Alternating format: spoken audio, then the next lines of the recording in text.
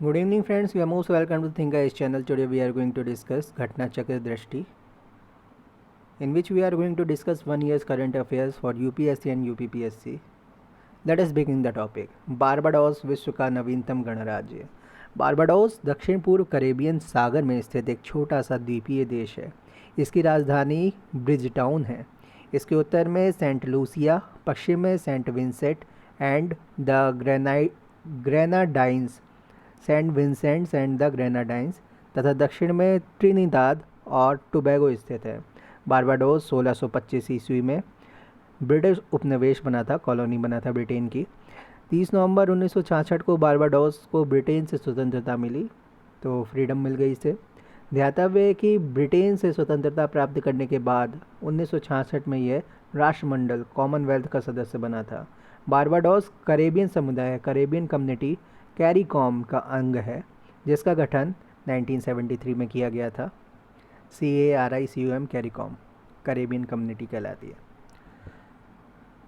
स्मरणीय तथ्य देख लेते हैं। 30 नवंबर 2021 को बारबाडोस विश्व का नवीनतम गणराज्य बन गया। इसके साथ ही यहाँ 396 वर्षों के ब्रिटिश शासन की समाप्ति हो गई। अब आधिकारिक तौर पर महारानी एलिजाबेथ द्वितीय बारबाडोस की राष्ट्र प्रमुख नहीं होंगी। हालांकि यह देश राष्ट्रमंडल का सदस्य बना रहेगा। 30 नवंबर 2021 को ही सैंड्रा मैसन ने बारबाडोस की प्रथम राष्ट्रपति के रूप में शपथ ग्रहण की। उल्लेखनीय है कि राष्ट्रपति बनने से पूर्व सैंड्रा बारबाडोस की अंतिम गवर्नर जनरल तथा देश की महारानी एलिजाबेथ द्वितीय की प्रतिनिधि के रूप में कार्यरत थीं। वर्ष 1992 में मॉरिशस के बाद गणराज्य बनने वाला बारबाडोस पहला पूर्व ब्रिटिश उपनिवेश है। उल्लेखनीय कि बारबाडोस के पड़ोसी कैरेबियाई द्वीपीय देश यथा गुयाना वर्ष 1970 में, त्रिनिदाद और टोबैगो वर्ष 1976 में तथा डोमिनिका वर्ष 1978 में गणराज्य बने थे। तो ये सारे कहाँ पड़ते हैं? गल्फ ऑफ मैक्सिको के नीचे पड़ते हैं ये सारी कंट्रीज़, कैरेबियन कंट्रीज़। वैश्विक रिश्वत जोखिम सूचकांक 2021। वैश्विक रिश्वत जोखिम सूचकांक निम्नलिखित 4 कारकों के आधार पर देश को अंक प्रदान करता है। सरकार के साथ व्यापारिक बातचीत, business interaction with the government, interaction होना चाहिए, business interaction with the government, सरकार और सिविल सेवा में पारदर्शिता, government and civil services transparency, रिश्वत प्रतिरोध तंत्र और उनका प्रवर्तन, anti bribery deterrence and enforcement, media की भूमिका सहित नागरिक समाज की निगरानी हेतु क्षमता, capacity for civil society outside. देशों को 1 से 100 के बीच में अंक प्रदान किए जाते हैं, जिसमें 1 सबसे कम जोखिम और 100 उच्चतम जोखिम का प्रतिनिधित्व करता है। इसको फिर से देख लेते हैं। वैश्विक रिश्वत जोखिम सूचकांक निम्नलिखित 4 कारकों के आधार पर देश को अंक प्रदान करता है। सरकार के साथ व्यापारिक बातचीत, बिजनेस इंटरेक्शन विद गवर्नमेंट, सरकार और सिविल सेवा में पारदर्शिता, government and civil services transparency, रिश्वत प्रतिरोध तंत्र और उनका प्रवर्तन, anti bribery deterrence and enforcement, media की भूमिका सहित नागरिक समाज की निगरानी हेतु क्षमता, capacity for civil society outside. देशों को 1 से 100 के बीच में अंक दिए जाते हैं और 1 सबसे कम जोखिम वाला होता है और 100 सबसे ज़्यादा रिस्क वाला होता है। स्मरणीय तथ्य 17 नवंबर 2021 को वैश्विक रिश्वत जोखिम सूचकांक 2021 ग्लोबल ब्राइबरी रिस्क इंडेक्स 2021 जारी किया गया। इस सूचकांक को रिश्वत रोधी मानक निर्धारण संगठन TRACE द्वारा जारी किया गया। इस सूचकांक में 194 देशों को शामिल किया गया है। टॉप 5 की देख लेते हैं स्थिति।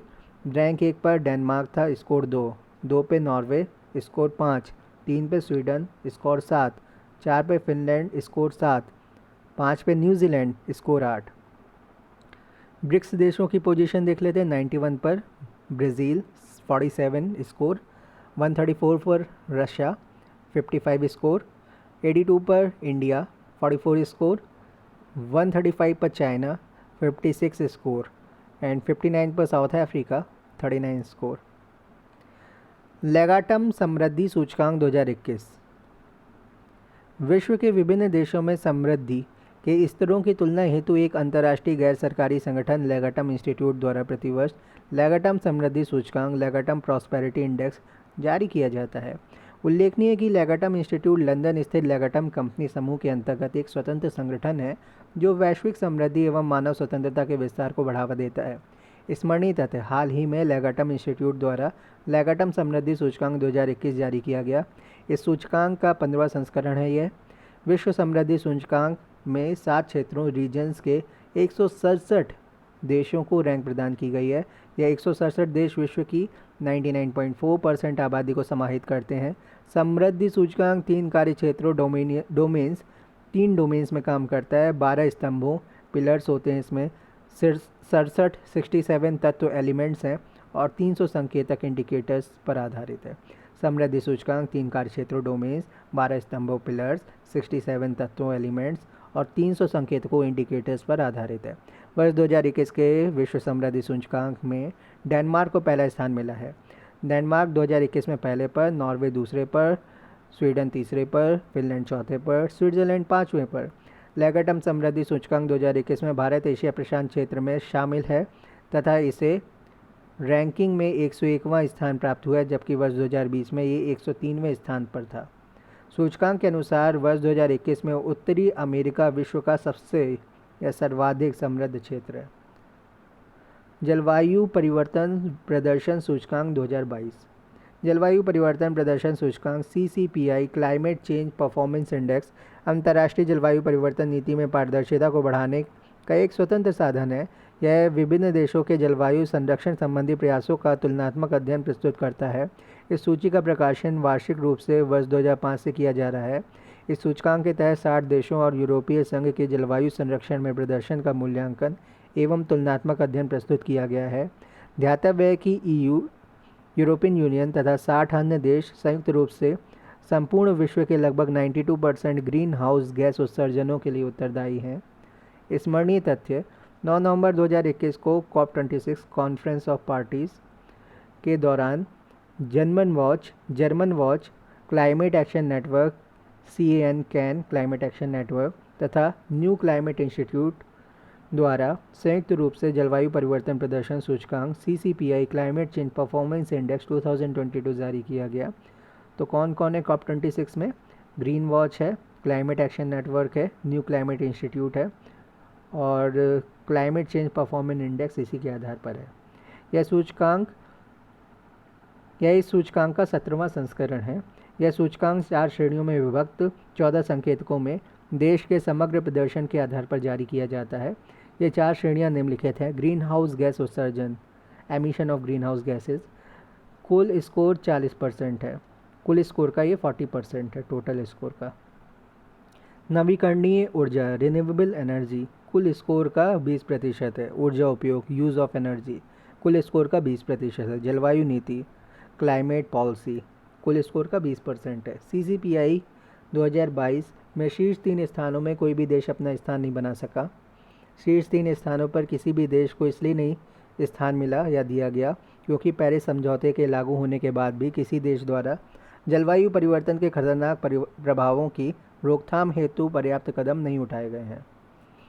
कोई भी देश वैश्विक तापन ग्लोबल वार्मिंग को 1.5 डिग्री सेंटीग्रेड की सीमा के अंतर्गत रखने के मार्ग पर अग्रसर नहीं है, अतः किसी भी देश को अत्यधिक उच्च वेरी हाई रेटिंग प्राप्त नहीं हुई है।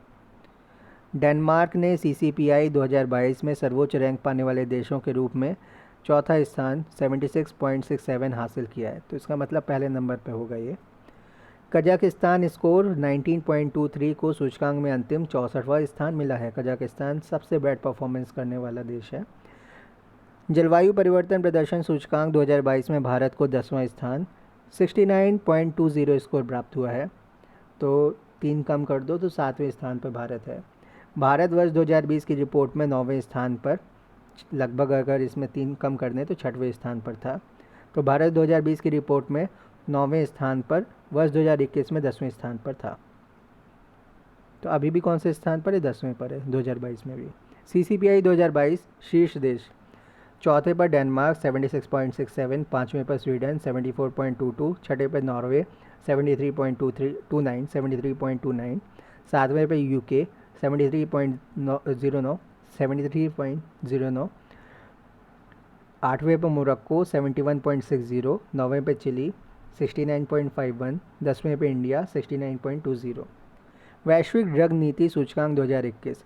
वैश्विक ड्रग नीति सूचकांक ग्लोबल ड्रग पॉलिसी इंडेक्स एक अद्वितीय उपकरण है जो प्रत्येक देश की राष्ट्रीय स्तर की औषधि नीतियों का दस्तावेजीकरण, मापन एवं तुलनात्मक अध्ययन करता है।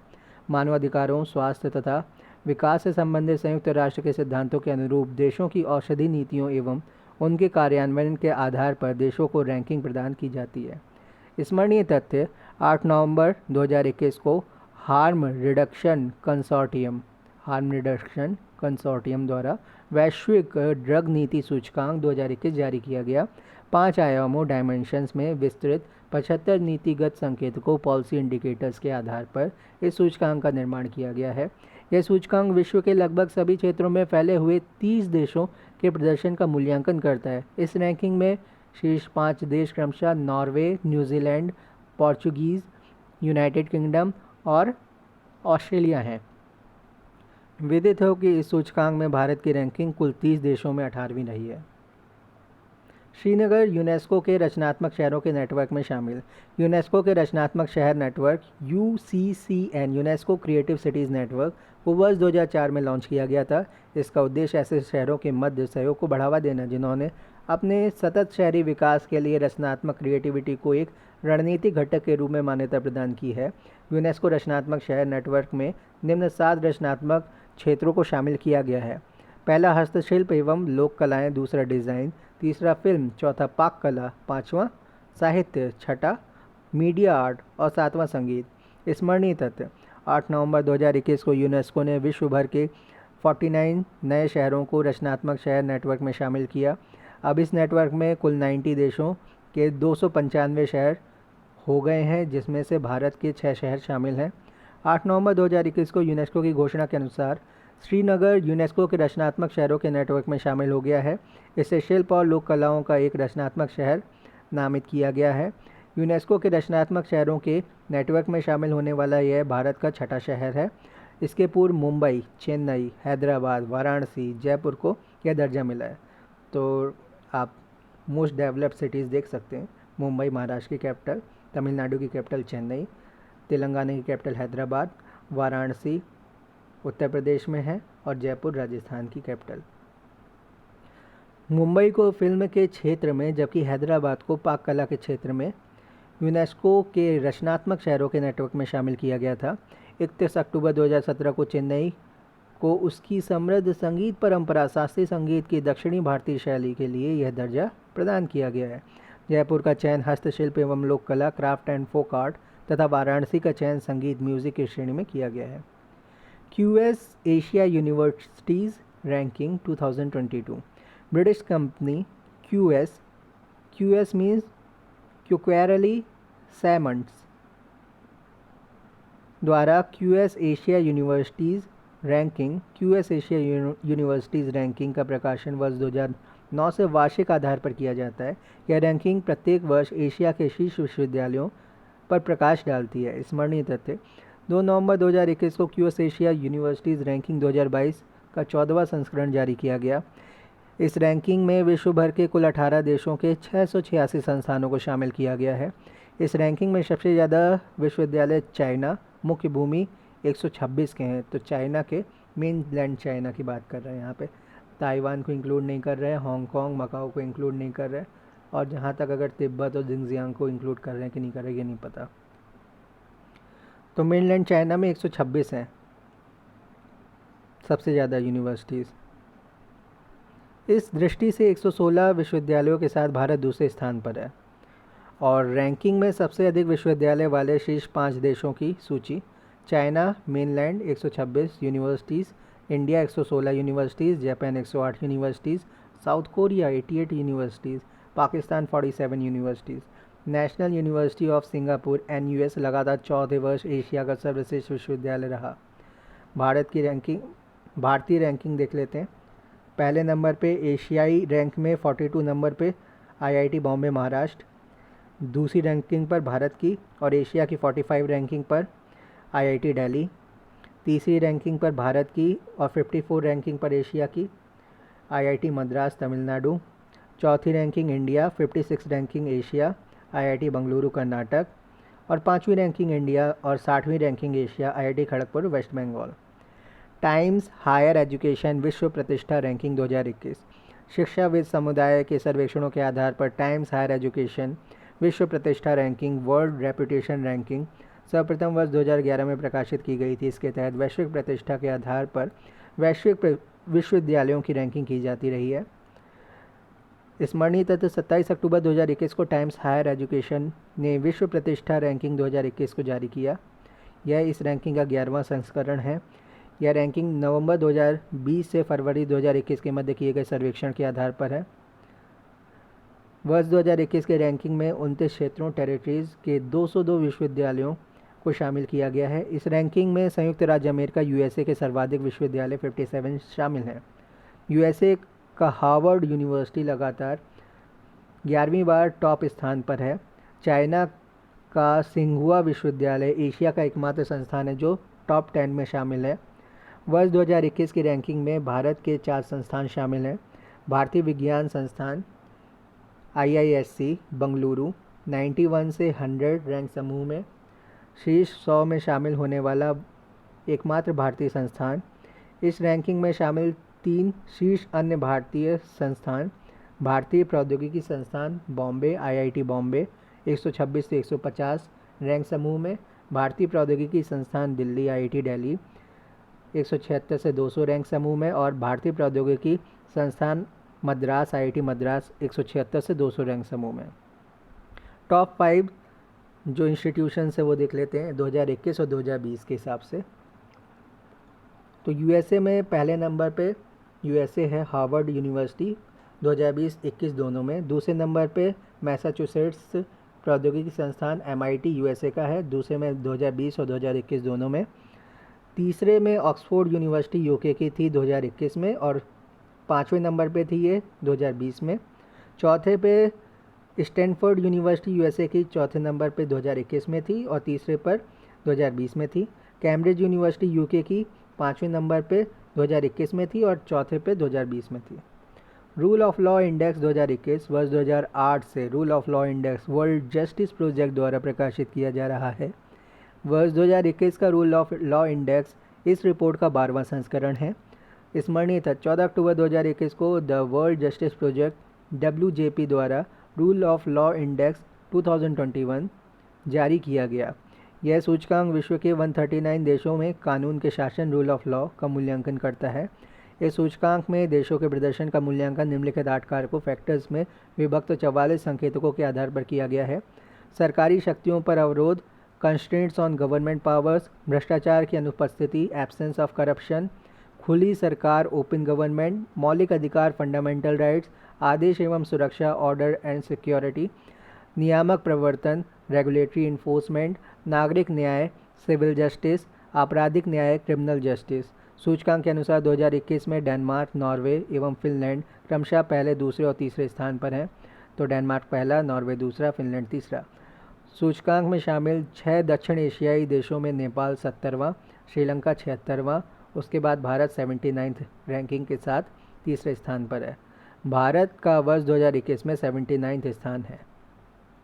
वैश्विक भुखमरी सूचकांक 2021। वैश्विक भुखमरी सूचकांक 4 संकेतकों यथा अल्पपोषण अंडर नरिशमेंट, बाल दुबलापन चाइल्ड वेस्टिंग, बाल ठिगनापन चाइल्ड स्टंटिंग तथा बाल मृत्यु दर चाइल्ड मोर्टेलिटी के आधार पर तैयार किया जाता है। वैश्विक भुखमरी सूचकांक 100 आधार बिंदुओं के पैमाने पर तैयार किया जाता है, जिसमें 0 सबसे अच्छा स्कोर माना जाता है, 100 सबसे खराब स्कोर माना जाता है।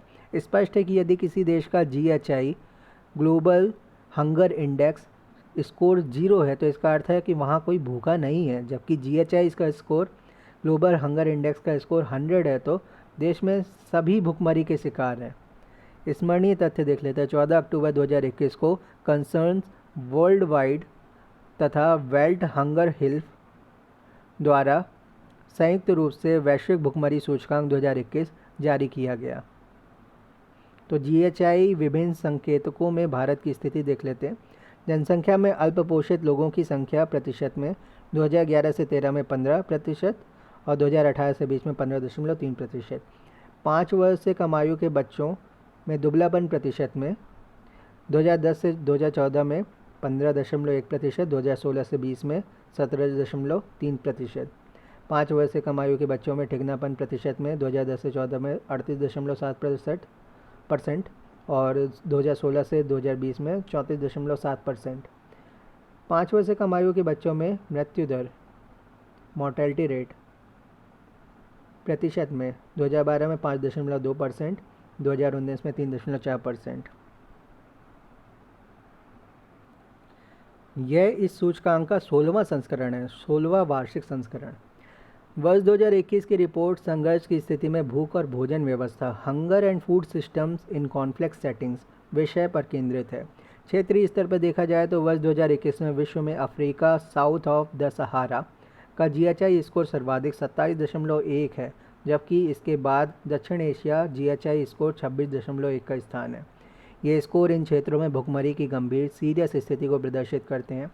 GHI 2021 के अनुसार वैश्विक स्तर पर मात्र एक देश सोमालिया GHI स्कोर 50.8 भुखमरी की चरम भयावह एक्सट्रीमली अलार्मिंग स्थिति में है, जबकि 5 देश मेडागास्कर, यमन, मध्य अफ्रीकी गणराज्य सेंट्रल अफ्रीकन रिपब्लिक, चाड तथा कॉन्गो लोकतांत्रिक गणराज्य भुखमरी की भयावह अलार्मिंग स्थिति का सामना कर रहे हैं।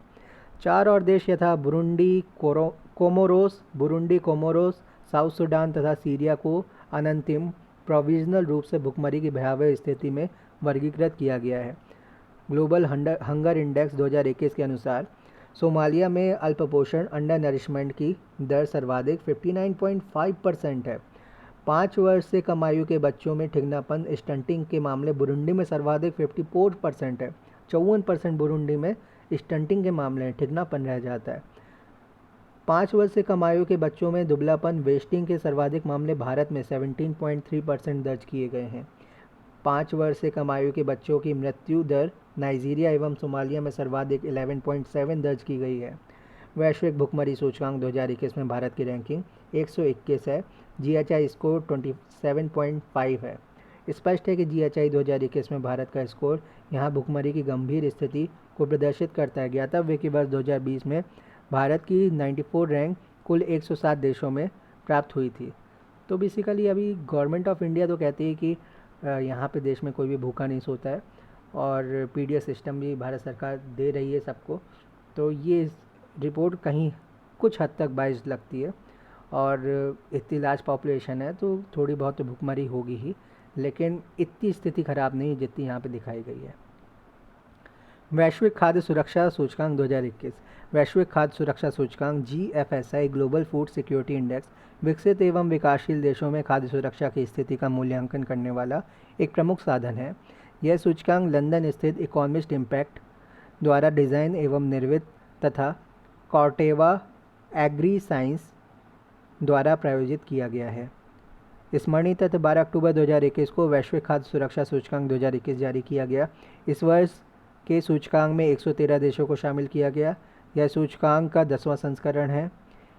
इस सूचकांक के तहत विश्व के 113 देशों में खाद्य सुरक्षा का मूल्यांकन जिन 4 प्रमुख पिलर्स स्तंभों के आधार पर किया जाता है वे निम्नवत है।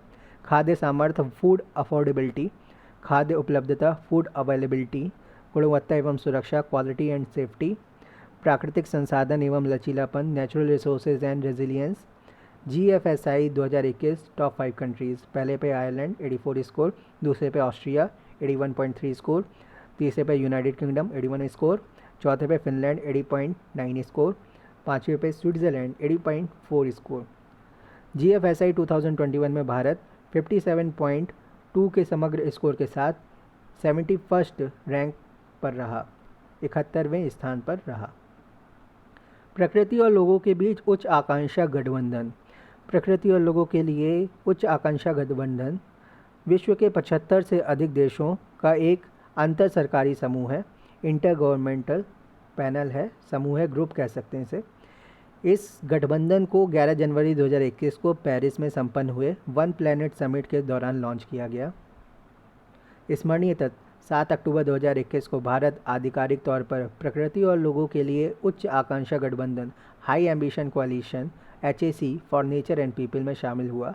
भारत इस गठबंधन में शामिल होने वाला ब्रिक्स समूह Brazil, Russia, China, south Africa and India का पहला देश है। Europe, Latin America, Africa, Asia एवं ओशियाना आदि क्षेत्रों के विभिन्न देश इस गठबंधन में शामिल हैं। यह गठबंधन प्रकृति और लोगों के लिए एक वैश्विक समझौते ग्लोबल डील का समर्थन करता है, जिससे प्रजातियों के तीव्र क्षरण को रोका जा सके और पारिस्थितिकी तंत्र की रक्षा की जा सके। इसके लिए इस गठबंधन ने 30x30 लक्ष्य 30x30 टारगेट की घोषणा की है। 30x30 टारगेट से तात्पर्य वर्ष 2030 तक विश्व की न्यूनतम 30% भूमि एवं महासागरों के संरक्षण से है। Costa Rica, France and United kingdom इस गठबंधन के सह अध्यक्ष हैं। नोबेल प्राइज़ देख लेते हैं।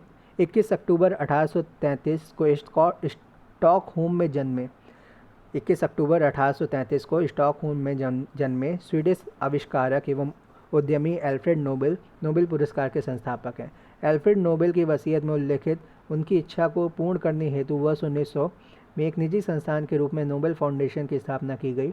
नोबेल फाउंडेशन द्वारा प्रशासित भौतिकी, रसायन, चिकित्सा, साहित्य और शांति के क्षेत्र में नोबेल पुरस्कार वर्ष 1901 से प्रदान किए जा रहे हैं, जबकि एल्फ्रेड नोबेल की स्मृति में अर्थशास्त्र के नोबेल पुरस्कार की स्थापना स्वेरिजेस रिक्सबैंक स्वीडन का केंद्रीय बैंक ने वर्ष 1968 में की थी, बहुत पहले की थी। अर्थशास्त्र का नोबेल पुरस्कार पहली बार 1969 में प्रदान किया गया था। स्मरणीय तथ्य: अक्टूबर 2021 में विभिन्न क्षेत्रों में नोबेल पुरस्कारों की घोषणा की गई। अर्थशास्त्र का नोबेल पुरस्कार 11 अक्टूबर 2021 को स्टॉकहोम, स्वीडन स्थित the Royal Swedish Academy of Sciences द्वारा वर्ष 2021 हेतु अर्थशास्त्र का नोबेल पुरस्कार Sveriges Riksbank Prize in Economic Sciences in Memory of Alfred Nobel 2021 की घोषणा की गई। इस वर्ष यह पुरस्कार संयुक्त रूप से जिन 3 अर्थशास्त्रियों को प्रदान किया गया, पहले पे डेविड कार्ड है, कनाडा और अमेरिका। दूसरे पे जोशुआ डी एंग्रिस्ट है जोशुआ डी एंग्रिस्ट है, इज़राइल, अमेरिका। तीसरे में गुइडो डब्ल्यू इम्बेंस हैं, नीदरलैंड, अमेरिका। तो फिर से देख लेते हैं। डेविड कार्ड है, इनकी एथनिसिटी कनाडा है, रहते अमेरिका में है, अमेरिका से मिला है इन्हें। जोशुआ डी एंग्रिस्ट है, इज़राइल की एथनिसिटी है, अमेरिका में रहते हैं, अमेरिका से मिला है। गुइडो डब्ल्यू इम्बेंस हैं, नीदरलैंड की एथनिसिटी हैं और रहते अमेरिका में, अमेरिका से इन्हें मिला है। डेविड कार्ड को श्रम अर्थशास्त्र, लेबर इकोनॉमिक्स में उनके प्रयोग सिद्ध योगदान के लिए अर्थशास्त्र के नोबेल पुरस्कार 2021 से सम्मानित किया गया। जोशुआ एंग्रिस्ट तथा गुइडो इम्बेंस को कारण संबंधों, कैजुअल रिलेशनशिप के विश्लेषण में उनके प्रणालीगत मेथोडोलॉजिकल योगदान के लिए अर्थशास्त्र का नोबेल पुरस्कार, इकोनॉमिक्स का नोबेल पुरस्कार 2021 प्रदान किया गया। नोबेल शांति पुरस्कार 2021 8 अक्टूबर 2021 को ओस्लो, नॉर्वे स्थित द नॉर्वेजियन नोबेल कमेटी द्वारा वर्ष 2021 के नोबेल शांति पुरस्कार की घोषणा की गई। इस वर्ष यह पुरस्कार मारिया रेस्सा, फिलिपी मोरातोव, रशिया को प्रदान किया गया। इन दोनों को यह पुरस्कार अभिव्यक्ति की स्वतंत्रता की रक्षा के लिए उनके प्रयासों हेतु दिया गया है। उल्लेखनीय है कि वर्ष 2012 में मारिया रेस्सा ने खोजी पत्रकारिता, इन्वेस्टिगेटिव जर्नलिज्म हेतु रैपलर नामक एक डिजिटल मीडिया कंपनी की सह स्थापना की थी, जबकि वर्ष 1993 में दिमित्री मुरातोव ने नोवाया गैजेटा नामक एक स्वतंत्र रूसी समाचार पत्र की स्थापना की थी। किसने? दिमित्री मुरातोव ने। साहित्य के क्षेत्र में नोबेल पुरस्कार 2021 7 अक्टूबर 2021 को स्टॉकहोम 7 अक्टूबर 2021 को स्टॉकहोम स्थित द स्वीडिश एकेडमी द्वारा वर्ष 2021 हेतु साहित्य लिटरेचर के नोबेल पुरस्कार की घोषणा की गई। वर्ष 2021 हेतु साहित्य के नोबेल पुरस्कार Abdul Razzaq Gurnah, Tanzania, England को प्रदान किया गया। एथनिसिटी तंजानिया, रहने वाले इंग्लैंड में ही इन्हें मिला है नोबेल प्राइज़। किसका? लिटरेचर का। उन्हें यह पुरस्कार उपनिवेशवाद, कॉलोनियलिज्म के प्रभावों और संस्कृतियों एवं महाद्वीपों के बीच फंसे शरणार्थियों के भविष्य के स्पष्ट एवं करुणामय चित्रण हेतु प्रदान किया गया है। उल्लेखनीय है कि अब्दुल रज़ाक गुरनाह का अंग्रेजी में लिखित प्रथम उपन्यास मेमोरी ऑफ डिपार्चर 1987 है या था। इनकी अंग्रेजी में लिखित अन्य उपन्यास हैं पिलग्रिम्स वे 1988, डार्टी 1990, paradise 1994, admiring silence 1996, by the sea 2001, desertion 2005, the last gift 2011, gravel heart 2017 and afterlives 2020। रसायन विज्ञान का नोबेल पुरस्कार 2021। 6 अक्टूबर 2021 को स्टॉकहोम स्वीडन स्थित the Royal Swedish Academy of Sciences द्वारा वर्ष 2021 हेतु रसायन विज्ञान केमिस्ट्री के क्षेत्र में नोबेल पुरस्कार की घोषणा की गई। इस वर्ष यह पुरस्कार बेंजामिन लिस्ट जर्मनी एवं David Macmillan British ethnicity America में इन्हें मिला है को संयुक्त रूप से प्रदान किया गया। तो बेंजामिन लिस्ट और डेविड मैकमिलन दोनों को एक साथ मिला है। इन दोनों वैज्ञानिकों को यह पुरस्कार असममित organocatalyst asymmetric organocatalyst के विकास के लिए प्रदान किया गया है। तो सिन और एंटी दो पोजीशन होती हैं। किसी भी मॉलिक्यूल को हम देखें तो उसकी अगर हम एसपीडीएफ पूरा मॉलिक्यूलर स्ट्रक्चर बनाए बॉन्ड के साथ, तो उसमें एक सिन पोजीशन होती है, एक एंटी पोजीशन होती है। तो एक सिमेट्रिक पोजीशन होती है, तो एक असिमेट्रिक पोजीशन होती है। तो एसिमेट्रिक ऑर्गेनो कैटलिस्ट के लिए इनको ये पुरस्कार मिला है। उल्लेखनीय कि असममित ऑर्गेनो कैटलिस्ट आणविक निर्माण मॉलिक्यूलर कंस्ट्रक्शन का एक नया सरल व सटीक साधन है। उपयुक्त दोनों वैज्ञानिक ने एक दूसरे से स्वतंत्र रूप से इस तीसरे प्रकार के उत्प्रेरक कैटलिस्ट का विकास वर्ष 2000 में किया था। ज्ञातव्य है कि इसके पूर्व तक अनुसंधानकर्ताओं द्वारा सैद्धांतिक रूप से धातुओं, मेटल्स एवं एंजाइम्स जैसे केवल 2 प्रकार के उत्प्रेरकों कैटलिस्ट की उपलब्धता का दावा किया जा रहा था। असममित organocatalyst asymmetric organocatalyst के विकास से रसायन को हरित बनाने के साथ साथ फार्मास्यूटिकल्स अनुसंधान के क्षेत्र में क्रांति आएगी। भौतिक विज्ञान का नोबेल पुरस्कार 2021। 5 अक्टूबर 2021 को स्वीडन स्थित the Royal Swedish Academy of sciences Stockholm की है ना द्वारा वर्ष 2021 हेतु भौतिक विज्ञान फिजिक्स के क्षेत्र में नोबेल पुरस्कार की घोषणा की गई। इस वर्ष यह पुरस्कार जटिल भौतिक प्रणालियों को समझाने या समझने में उल्लेखनीय योगदान हेतु कुल 3 वैज्ञानिकों को दिया गया।